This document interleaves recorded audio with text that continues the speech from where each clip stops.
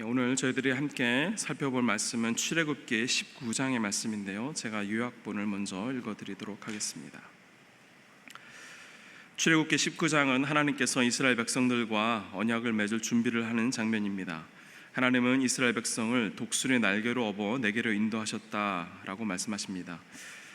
하나님과 언약을 맺어서 그 거룩한 백성이 되면 그들은 항상 하나님의 돌보심을 받게 됩니다. 언약의 핵심은 거룩함입니다. 하나님은 거룩함을 강조하시기 위해 백성들에게 옷을 빨게 하고 하나님의 산에 오르지 못하게 하십니다. 언약 백성이 된다는 것은 두 가지를 뜻합니다. 하나님의 사랑을 입은 것과 동시에 하나님 앞에 거룩해야 한다는 것입니다. 우리 출애굽기 19장을 정독하겠습니다. 출애굽기 19장. 이스라엘 자손이 애굽 땅을 떠난 지 3개월이 되던 날 그들이 시내 광야에 이르니라. 그들이 르비딤을 떠나 시내 광야에 이르러 그 광야에 장막을 치되 이스라엘이 거기 산 앞에 장막을 치니라. 모세가 하나님 앞에 올라가니 여호와께서 산에서 그를 불러 말씀하시되 너는 이같이 야곱의 집에 말하고 이스라엘 자손들에게 말하라. 내가 애굽 사람에게 어떻게 행하였음과 내가 어떻게 독수리 날개로 너희를 업어 내게로 인도하였음을 너희가 보았느니라. 세계가 다 내게 속하였나니 너희가 내 말을 잘 듣고 내 언약을 지키면 너희는 모든 민족 중에서 내 소유가 되겠고 너희가 내게 대하여 제사장 나라가 되며 거룩한 백성이 되리라. 너는 이 말을 이스라엘 자손에게 전할지니라. 모세가 내려와서 백성의 장로들을 불러 여호와께서 자기에게 명령하신 그 모든 말씀을 그들 앞에 진술하니 백성이 일제히 응답하여 이르되 여호와께서 명령하신 대로 우리가 다 행하리이다. 모세가 백성의 말을 여호와께 전하매 여호와께서 모세에게 이르시되 내가 빽빽한 구름 가운데서 내게 임함은 내가 너와 말하는 것을 백성들이 듣게 하며 또한 너를 영영히 믿게 하려 함이니라. 모세가 백성의 말을 여호와께 아뢰었으므로 여호와께서 모세에게 이르시되 너는 백성에게로 가서 오늘과 내일 그들을 성결하게 하며 그들에게 옷을 빨게 하고 준비하게 하여 셋째 날을 기다리게 하라. 이는 셋째 날에 나 여호와가 온 백성의 목전에서 시내산에 강림할 것임이니 너는 백성을 위하여 주위의 경계를 정하고 이르기를 너희는 삼가 산에 오르거나 그 경계를 침범하지 말지니 산을 침범하는 자는 반드시 죽임을 당할 것이라. 그런 자에게는 손을 대지 말고 돌로 쳐 죽이거나 화살로 쏘아 죽여야 하리니 짐승이나 사람을 막론하고 살아남지 못하리라 하고 나팔을 길게 불거든 산 앞에 이를 것이니라 하라. 모세가 산에서 내려와 백성에게 이르러 백성을 성결하게 하니 그들이 자기 옷을 빨더라. 모세가 백성에게 이르되 준비하여 셋째 날을 기다리고 여인을 가까이 하지 말라 하니라. 셋째 날 아침에 우레와 번개와 빽빽한 구름이 산 위에 있고 나팔 소리가 매우 크게 들리니 진중에 있는 모든 백성이 다 떨더라. 모세가 하나님을 맞으려고 백성을 거느리고 진에서 나오매 그들이 산기슭에 서 있는데 시내산에 연기가 자욱하니 여호와께서 불 가운데서 거기 강림하심이라. 그 연기가 옹기가마 연기같이 떠오르고 온 산이 크게 진동하며 나팔 소리가 점점 커질 때에 모세가 말한즉 하나님이 음성으로 대답하시더라. 여호와께서 시내산 곧 그 산 꼭대기에 강림하시고 모세를 그리로 부르시니 모세가 올라가매 여호와께서 모세에게 이르시되 내려가서 백성을 경고하라. 백성이 밀고 들어와 나 여호와에게로 와서 보려고 하다가 많이 죽을까 하노라. 또 여호와에게 가까이 하는 제사장들에게 그 몸을 성결히 하게 하라. 나 여호와가 그들을 칠까 하노라. 모세가 여호와께 아뢰되 주께서 우리에게 명령하여 이르시기를 산 주위에 경계를 세워 산을 거룩하게 하라 하셨사온즉 백성이 시내산에 오르지 못하리이다. 여호와께서 그에게 이르시되 가라. 너는 내려가서 아론과 함께 올라오고 제사장들과 백성에게는 경계를 넘어 나 여호와에게로 올라오지 못하게 하라. 내가 그들을 칠까 하노라. 모세가 백성에게 내려가서 그들에게 알리니라. 아멘. 말씀 전에 잠깐 광고드립니다. 오늘 파테르 주최 탁구대회가 이씨 짐에서 있습니다. 9시부터 시작인데 또 함께 참여하지 않으시더라도 가서 함께 친교 나누시면 좋겠습니다. 출애굽기 19장 말씀 우리 함께 나누겠습니다.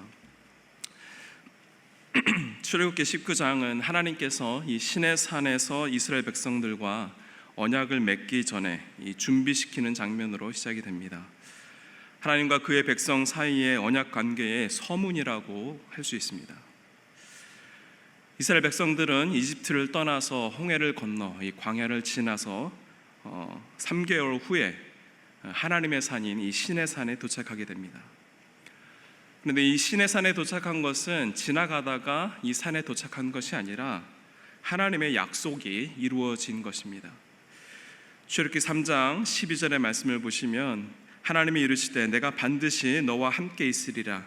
내가 그 백성을 애굽에서 인도하여 낸 후에 너희가 이 산에서 하나님을 섬기리니 이것이 내가 너를 보낸 증거니라. 이 말씀은 하나님께서 모세를 부르셨고 그곳에서 하나님을 섬길 것이라고 표현합니다. 여기서 이 섬기다는 히브리어로 아바드라고 표현하는데 이 아바드는 바로 하나님을 예배하는 것을 의미합니다.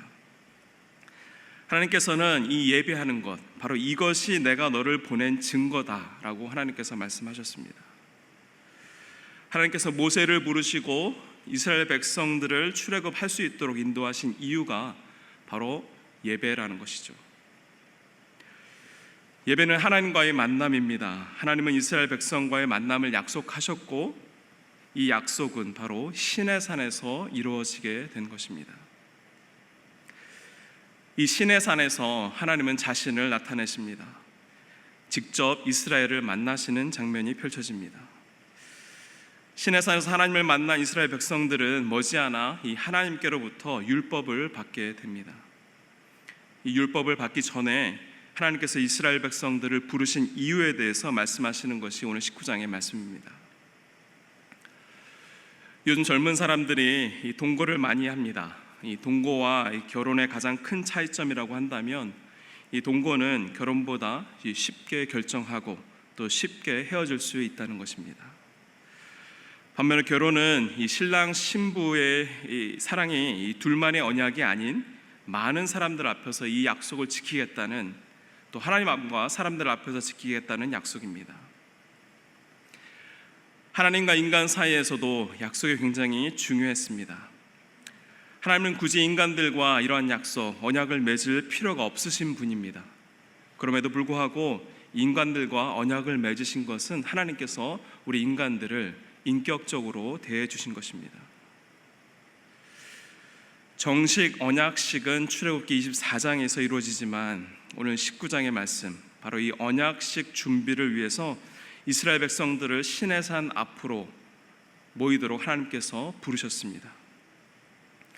오늘 하나님께서 이스라엘 백성들을 부르시고 그들에게 자신을 드러내신 그 이야기를 함께 살펴보면서 이 하나님께서 이스라엘 백성들을 부르신 이유와 그 의미를 통해 하나님께서 우리를 부르신 이유와 그 의미를 한번 생각해 보는 시간이 되기를 원합니다. 첫 번째로 하나님은 우리를 친밀한 자녀로 부르셨습니다.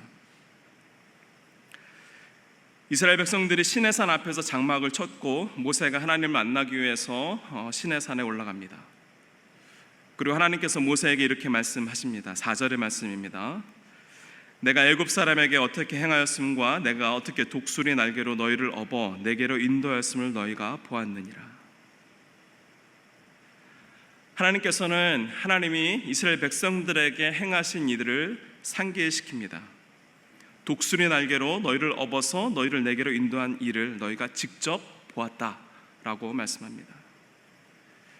이것은 어떻게 보면 하나님께서 이스라엘 백성들을 구원하신 그 단계를 우리가 알 수 있습니다.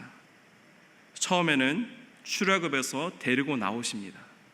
그리고 출애굽에서 데려 나온 이스라엘 백성들을 하나님께서 들어 올리시고 또 마지막에는 이스라엘 백성들을 가까이 오게 하십니다. 독수리는 공격성이 강한 새이기도 하지만 자신의 새끼를 보호하는 새입니다.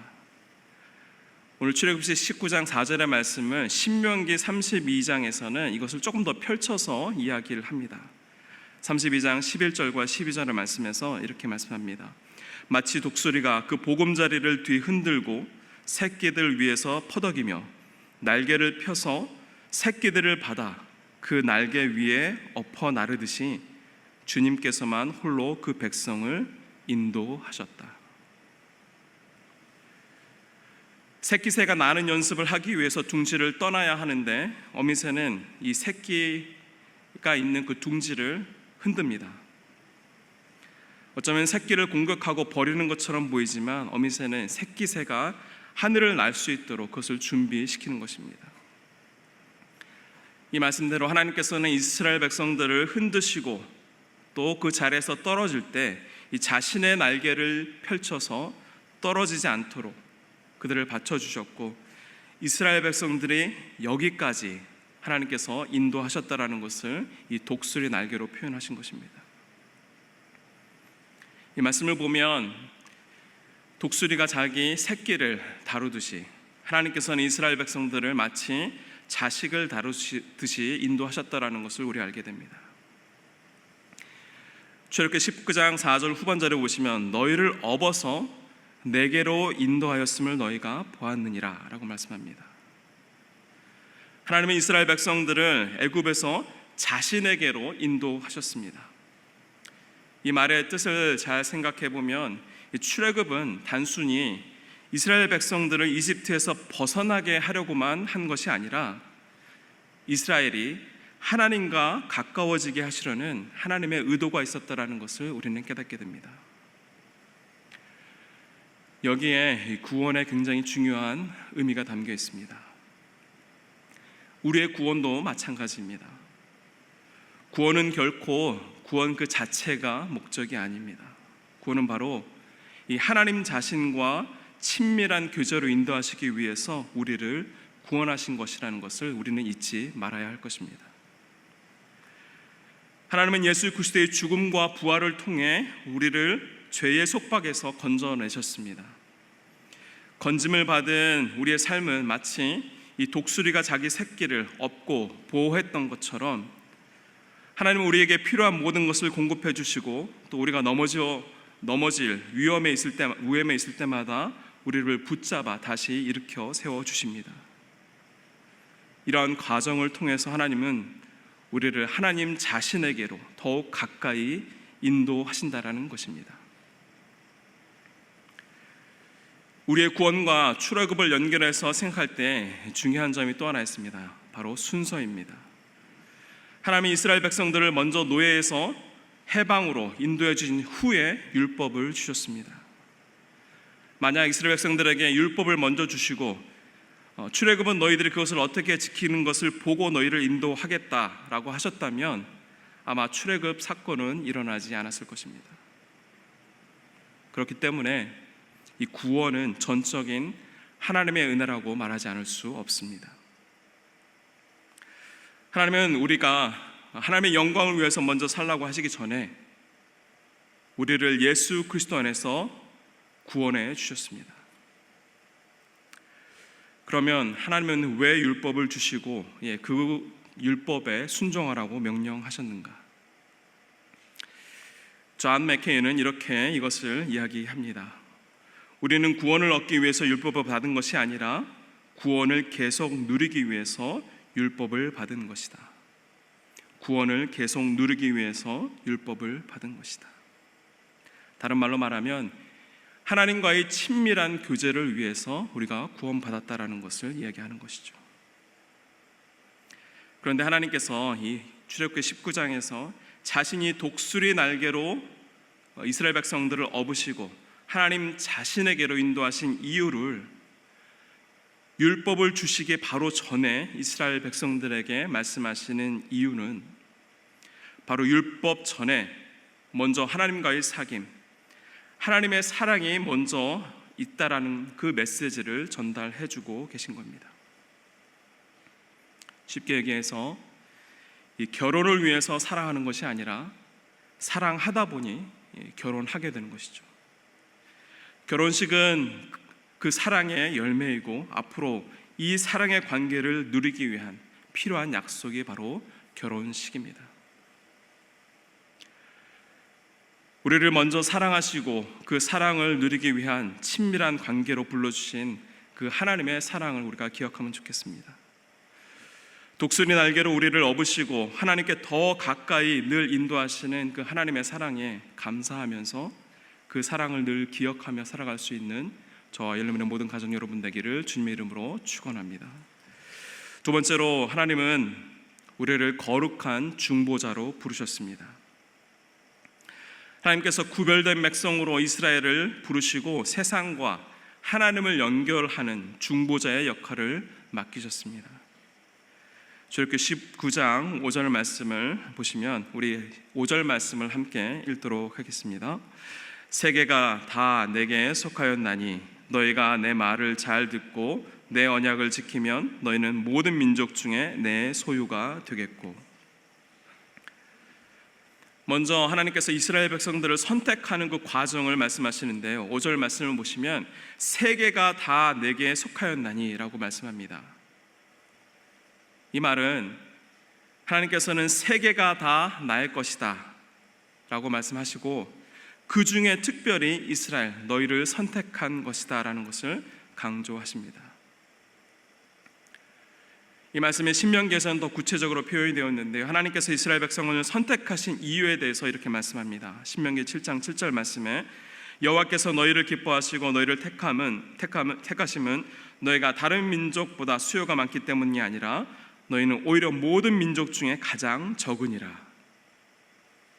모든 민족 중에 가장 적은 민족을 택하셔서 이 하나님의 소유된 백성을 삼으신 것입니다. 하나님의 방법은 늘 동일한 것 같습니다. 물론 유명하고 대단한 인물의 이 성경에 많이 기록되어 있긴 하지만 하나님은 작은 자, 부족한 자를 사용하시기를 좋아하십니다. 바울이 이러한 고백을 했죠. 고린도후서 12장 9절 말씀에 내 은혜가 내게 족하도다. 이는 내 능력이 약한 데서 온전하여짐이라. 이 바울이 가지고 있던 육체의 질병을 두고 하나님께 간구했을 때 하나님께서 주신 응답입니다. 약함이 강함이 되는 경우도 있지만 바울의 경우는 오히려 약함이 그대로 남아 있어도 오히려 그 약함 때문에 하나님의 영광이 드러나는 것이 더 좋은 것이다라는 간증을 하고 있는 것이죠. 하나님은 모든 민족의 가장 적은 나라 이스라엘 백성들을 선택하셨습니다. 그리고 선택하시고 하나님께서 이렇게 이스라엘 백성들에게 명령하십니다. 19장 6절의 말씀입니다. 너희가 내게 대하여 제사장 나라가 되며 거룩한 백성이 되리라. 너는 이 말을 이스라엘 자손들에게 전할지니라. 하나님의 능력이 약한 데서 온전하게 되는 것을 보여주시기 위해서 가장 연약하고 작은 나라 바로 이스라엘을 택하셔서 제사장 나라와 거룩한 백성을 만들어 가시겠다고 하나님께서 약속하신 것입니다.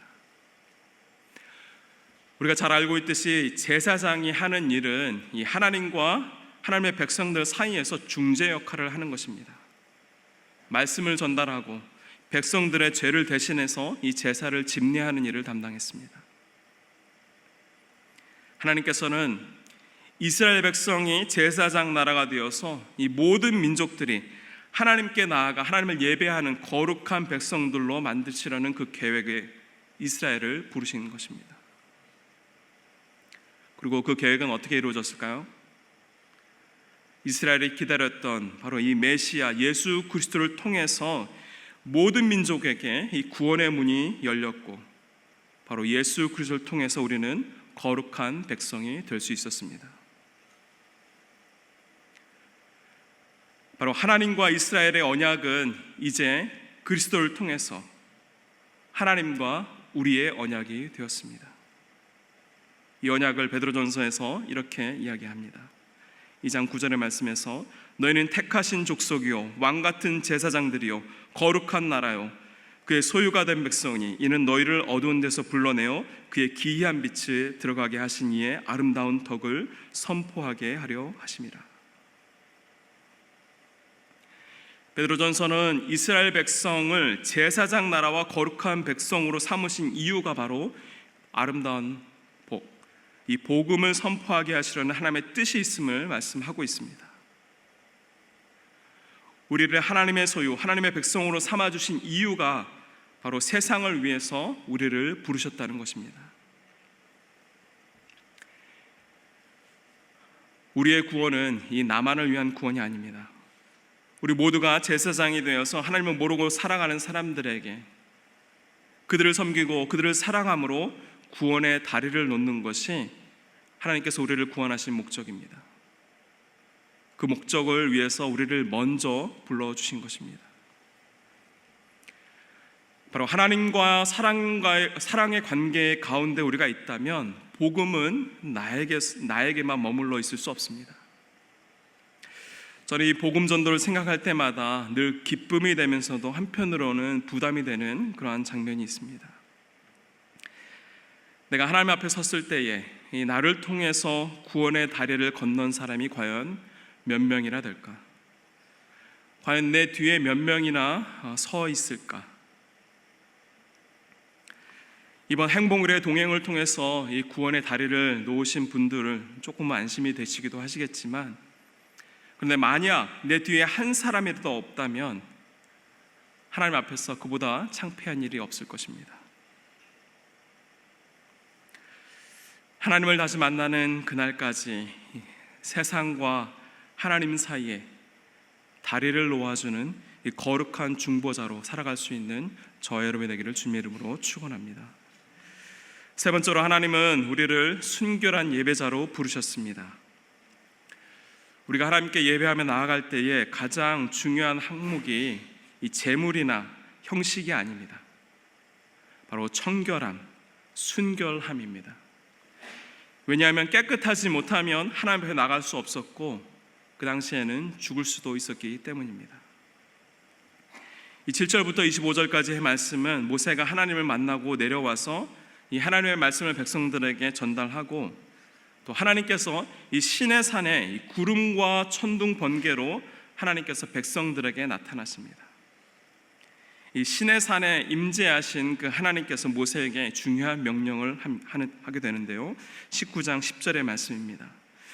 여호와께서 모세에게 이르시되 너는 백성에게로 가서 오늘과 내일 그들을 성결하게 하며 그들의 옷을 빨게 하며. 여기서 이 성결이라고 표현한 이 단어가 영어로는 이 consecrate라고 표현되어 있는데 히브리어 원어로는 이 카도시라고 표현된 단어입니다. 이것은 우리가 잘 알고 있듯이 이 거룩으로 표현된 단어입니다. 이 성결하게 하는 것은 이 본문에서는 이 마음의 상태라고 우리가 볼 수 있고, 또 이 마음의 상태뿐만 아니라 옷을 빨게 하는 것도 명령하셨습니다. 이 옷을 빨게 하게 하는 행위는 마음뿐만 아니라 밖으로 드러나는 모든 행위도 성결해야 한다는 것을 명령하고 있는 것이죠. 예전에 저희 부모님들도 이 주일 헌금을 위해서 이 주중에 은행에 가서 이 새 돈으로 바꿔서 저희들에게 이 헌금하라고 우리 돈을 바꿔줬던 기억이 있습니다. 이것은 단순히 율법적인 행동이 아니라 마음과 행동 모두를 이 하나님 앞에 성결하게 드리려는 이 바른 신앙의 표현이었다라고 생각이 됩니다. 하나님은 순결을 위해서 또 이스라엘 백성들과 하나님 사이에서 이 경계선을 두시게 됩니다. 19장 12절의 말씀입니다. 너는 백성을 위하여 주의 경계를 정하고 이르기를 너희는 산과 산에 오르거나 그 경계를 침범하지 말지니 산을 침범하는 자는 반드시 죽임을 당할 것이라. 하나님께서 백성에게 거리를 두라고 말씀하신 또 다른 이유는 그들 자신을 보호하기 위해서였습니다. 하나님의 제단에서 불에 타 죽은 두 사람이 있었죠. 아론의 아들 나답과 아비후였습니다. 우리가 잘 알고 있듯이 법궤를 만진 웃사도 그 자리에서 즉사했던 일도 있습니다. 이 구약의 하나님을 빌어서 이 A.W. 토저 목사님은 이런 말을 했습니다. 우리는 예배당 앞에 이 danger라는 사인, 위험이라는 사인을 써 붙여야 한다라고 말을 했습니다. 바로 하나님을 만나는 것 자체가 굉장히 두려운 일이라는 것이죠. 이 하나님을 만나는 것이 위험했기 때문에 중재자가 필요했습니다. 그래서 모세가 이스라엘 백성들을 대신해서 하나님을 만나러 올라갈 수 있게 되었습니다. 그 당시에 모세의 나이가 몇 살이었는지 아시나요? 출애굽할 당시에 모세의 나이가 80세였으니까 시내산에 도착한 그 기간이 3개월입니다.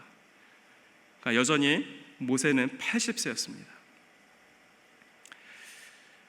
작년에 한 장로님께서 시내산에 이 최고령으로 다녀오신 것을 제가 알고 있습니다. 어떻게 올라가셨냐고 대단한 체력을 가지셨다고 생각을 했었는데, 모세를 보니 오늘 19장에서 보면 모세가 3번을 시내산을 오르게 됩니다.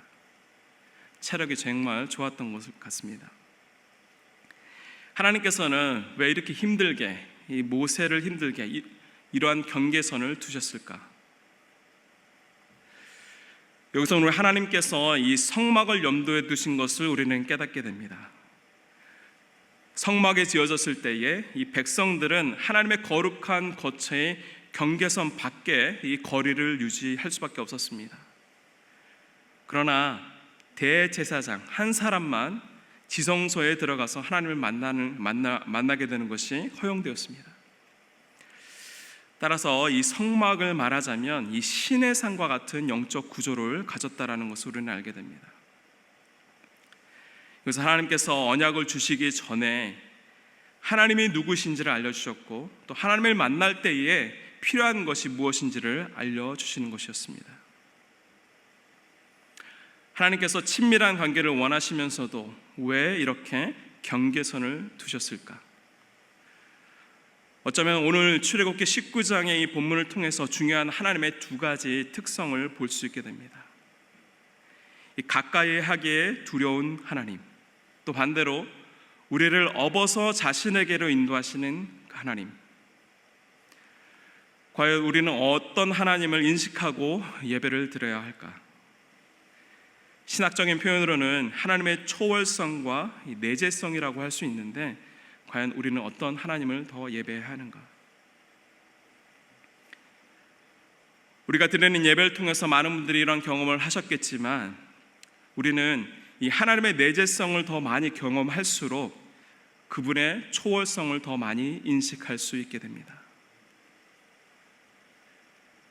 나의 친구 되신 하나님, 나와 가까이 계신 하나님만 찬양하는 것은 하나님의 일부만 찬양하는 것이고, 또 온 우주를 다스리는 하나님, 우리들이 이해할 수 없는 신비로운 하나님, 그런 하나님도 우리 예배 가운데에 찬양해야 할 줄 믿습니다. 우리가 하나님을 깊이 알면 알수록 이 두려움과 친밀함이 함께 교차된다라는 것을 우리는 깨닫게 됩니다. 이사야서 57장 15절에서 이렇게 말씀합니다. 지극히 존귀하며 영원히 거하시며 거룩하다 이름하는 이가 이와 같이 말씀하시되, 내가 높고 거룩한 곳에 있으며 또한 통회하고 마음이 겸손한 자와 함께 있나니, 이는 겸손한 자의 영을 소생시키시며 통회하는 자의 마음을 소생시키려 함이라. 간단히 말하면 높은 곳에 계시며 이 거룩하신 하나님께서 우리에게 오셔서 우리의 마음을 알아주시고 우리의 영을 새롭게 하시고 우리의 영을 치료해 주신다라는 말씀입니다. 바로 이 하나님의 초월성과 내재성의 결정체가 바로 예수 그리스도이십니다. 하나님과 동등된 분이시지만 자신을 비워서 우리 사람과 같이 되셨고 십자가에 죽기까지 순종하셨습니다. 그 십자가의 이 보혈의 공로 때문에 우리가 하나님 앞에 감히 담대히 나갈 수 있게 된 것입니다. 하나님과 인간 사이에 있었던 이 죄의 경계선이 그리스도의 보혈을 통해서 사라졌기 때문에 하나님을 중재자 없이 우리가 만날 수 있게 된 것입니다. 이것은 은혜이고 이것은 축복입니다. 이러한 은혜와 축복을 우리만 누리는 것이 아니라 함께 누리는 은혜와 축복이 되면 좋겠습니다. 하나님께서 이스라엘 백성들을 부르셨던 것처럼 하나님은 우리를 부르셨습니다. 우리를 부르신 그 목적대로 세상과 하나님 사이에 다리를 놓는 중보자로, 그리고 하나님을 예배하는 순결한 예배자로 우리의 삶을 살아낼 수 있는 저와 여러분의 모든 가정 여러분 되기를 주님의 이름으로 축원합니다.